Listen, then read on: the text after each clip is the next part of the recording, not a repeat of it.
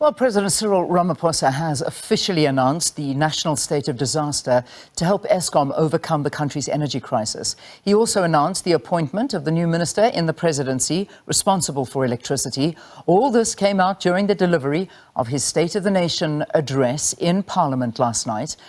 Business Unity South Africa says it is not convinced that declaring a state of disaster will help address the crisis.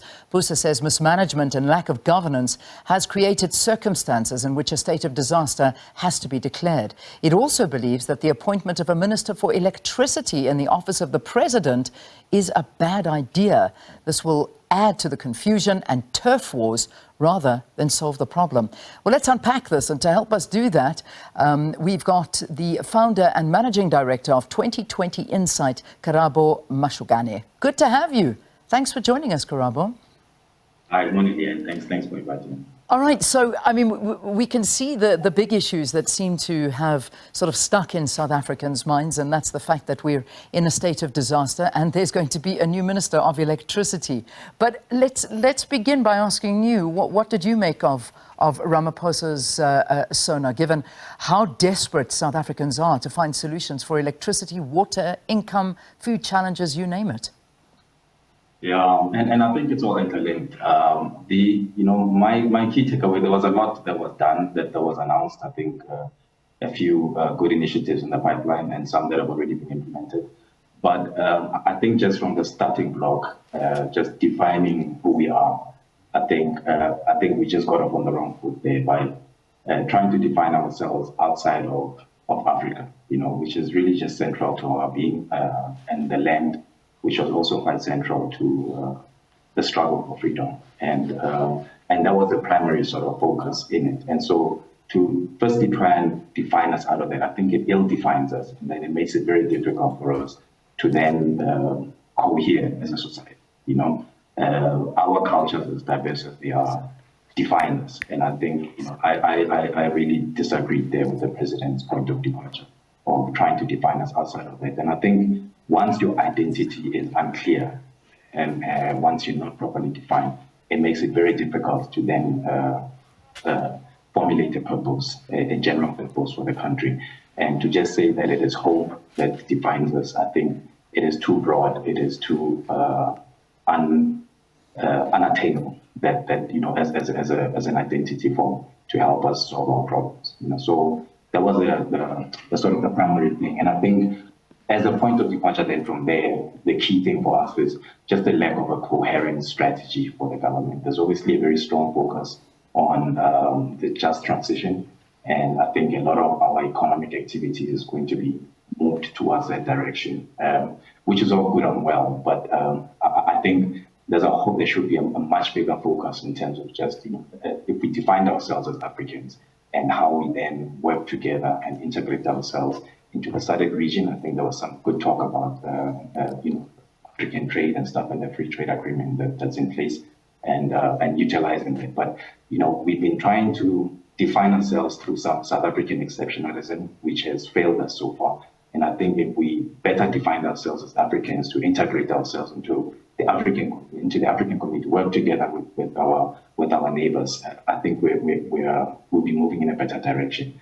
There was also a very strong focus, I think, some mention of, the water, using water supplies coming from Lesotho. And that's starting to move us in the right direction, understanding that South Africa cannot exist as an island. We need our neighbors, we need the countries around us. So how do we form an economic strategy in line with them, and that, where we find how we can contribute to them and how they can contribute to us. And I think if we started our economic strategy based on that, then we have something that will help us grow. I mean, I just want to go back to an earlier point, and it's kind of a more emotive than a factual sort of thing of what was mentioned in the speech. But the president ending his speech last night and saying, a nation's true character is revealed in times of crisis. To quote just the last line, he says, a nation is defined by how its people meet the gravest of difficulties, whether they work together and confront their challenges as one, united by a common purpose, or whether they surrender to the problems before them. This jumped at me, and I almost felt a little bit of a pang of anger from hearing something like that, because, you know, there are South Africans out there that feel that they are working against a system. They are trying against all odds to keep businesses going, to keep people employed, to keep the lights on by doing it themselves, because the basic services that government should be giving to us to achieve this moment is not happening. So one can understand the cynicism that a lot of this is met by, because what government should be providing, they're not doing. And all they do is make promises, but never ever achieve these promises, which we heard the president himself saying in the State of the Nation address, that yes, we did say things would happen in 2022 and they didn't happen because things got in the way.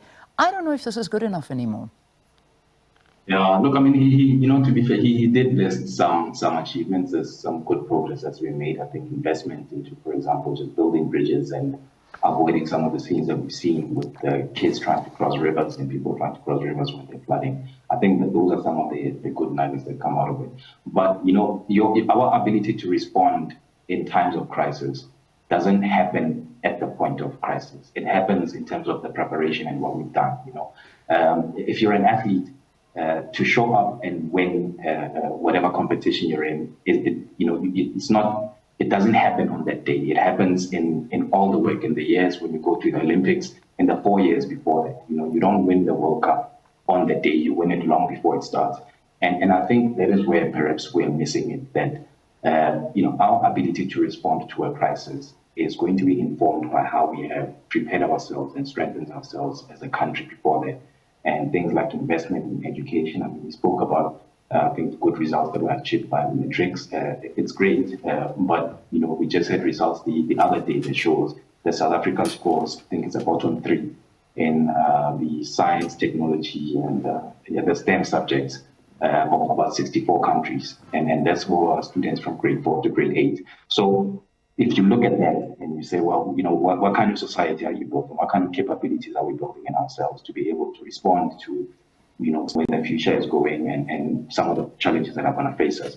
You realize that we are letting ourselves down, and that is going to make it very difficult or impossible for us to respond effectively to crises.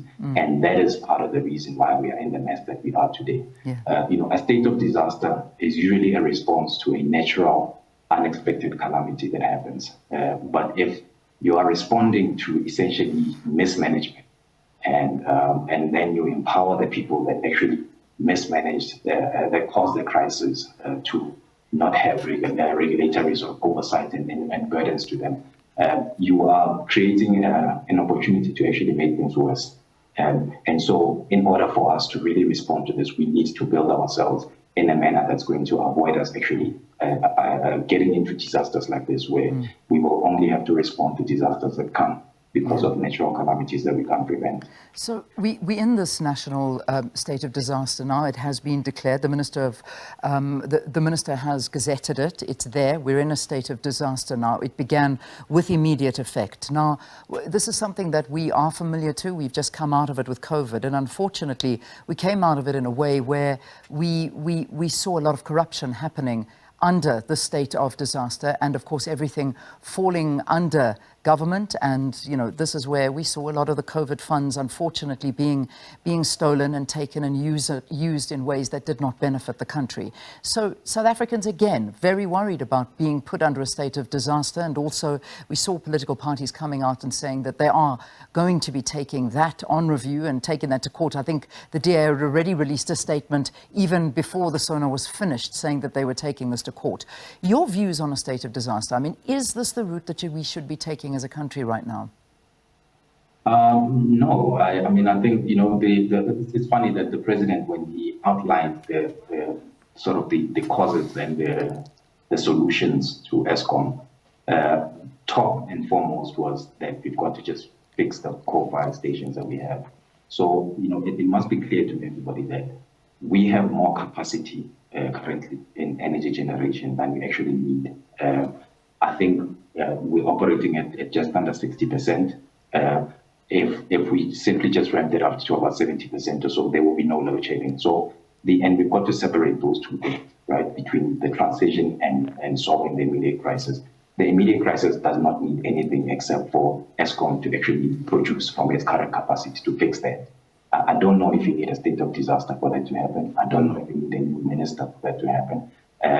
And then there's the issue of obviously climate change, etc., which is separate to the need to deal with the immediate solution. And I think the issue that has created a lot of confusion and inability to get out of the problem is that we have looked as a country, we have combined those two issues and thought that to solve the energy crisis, you've got to invest in renewables. But that's a totally different proposition. And not only that, the technology is such that you get a whole lot less for your rand from renewables as things stand. They're less reliable and they're more expensive. And so given the cocktail of problems that we have, the financing issue, the huge debt that Eskom has, to solve that problem, actually renewables are not the answer. But climate change, renewables are the answer. And I think we've got to separate those two things and deal with them differently. And I don't know if perhaps the introduction of the Ministry of Energy is to try to achieve that, because from what the president said, it sounded like the Minister of the Public Enterprises will focus primarily on the job for the just transition, and that the Minister of Energy will then be focused on ending load shedding. So perhaps that's going to assist, and then you also have the state of disaster, and then you have also the new home. So it's just a lot that is involved, that's been thrown at the problem, but it seems to be that we're just not focused in just dealing and simplifying the issues, understanding them properly, and just providing direct solutions to what. Yeah, and very concerned, as we said in the introduction as well, even BUSA and a lot of other analysts talking to the fact that there is going to be this turf war that may erupt between the role players that you just mentioned. Whoever the new Minister of Electricity is, who is going to be wholly responsible for Eskom and the challenges thereof, and also then, of course, between Gwede Mantashe, the department, and Pravin Gordhan, and what's going to happen there. But, that's something that we need to look at and see how things are going to happen. I want to just park at Eskom for a second. I know there's so much more that was spoken about, even though that did steal all of the attention at the moment. But let's quickly talk before we wrap up about the unemployment rate. I mean, coming in at 43%. Were you satisfied with some of the solutions that the president came up to address this challenge? Because this is a massive challenge for South Africa to start creating jobs. Yes, we heard 350 Rand grant is going to continue. Yes, we heard that, the Minister of Finance will unveil and speak to us about some of the increases maybe on grants. But are we not becoming even more and more state dependent and dependent on grants, whereas we should be focusing in on making jobs for people? There's a lot of, I think, a lot of the investments that were listed that are going to happen. We did mention that we'll get more clarity, and the idea behind the post bank and etc. Will help to drive small business development. But critically, and I'm one of the people that's very opposed to social grants, except where they are focused on helping children and people who cannot provide for themselves because of physical impediments or whatever. But for a normal, healthy working person, the idea of just getting money sitting at home, I think creates problems in terms of just our mentality and how we approach things. So I'm very opposed to that. And I think there's always some contribution that each and every individual can make to the country, and while they're getting help, and not just to get the help and sit at home. One of the things that one is seeing, for example, is the people that beg on the streets, on the traffic lights.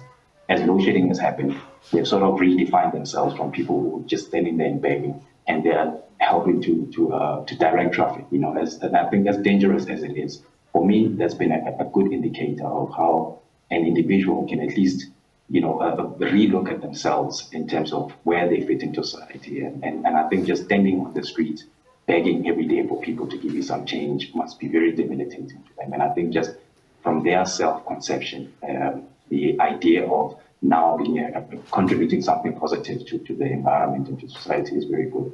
So the primary thing with an economy is that an economy is essentially just, even when we define GDP, it's just the net sales of goods and services in a country, the value of them. So, we've got to then understand that what is going to drive and what drives it is market. And the president spoke about sector-focused areas, but we've got to define the sectors that the country focuses on in terms of the ones that have the best opportunity to drive our economic growth. And I think that can best be done, as I said, again, when we define ourselves with the context of being in SADC. Because when you look at SADC, you've got around 300 or so million people, which is a market as big as the US. And with that, you can do a whole lot more than you can with a population of 60 million. All right. So, Karabo, we have to leave it there, but I think you've given us a great introduction into what some of the views are that you got out of that. But let's leave it there for this morning. Karabo Mashugane, who is founder and managing director of 2020 Insight.